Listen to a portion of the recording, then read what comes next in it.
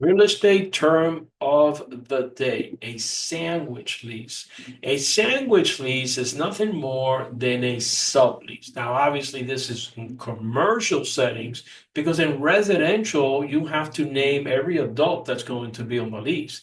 So you cannot rent a house and then sublease the rooms. It's not allowed. But in commercial, as long as what you're renting into has to do with your business, most landlords are going to be absolutely fine with that. Just make sure that you can do that in your lease if you're going to do that.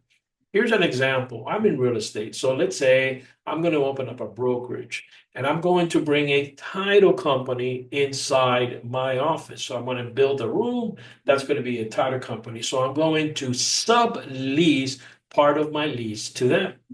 Here's an example. Let's say that my lease is $4,000 and they're willing to pay me two.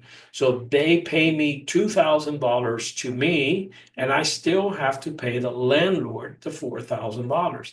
That's why it's called a sandwich lease, because the original tenant is in the middle between the landlord and the sublease tenant.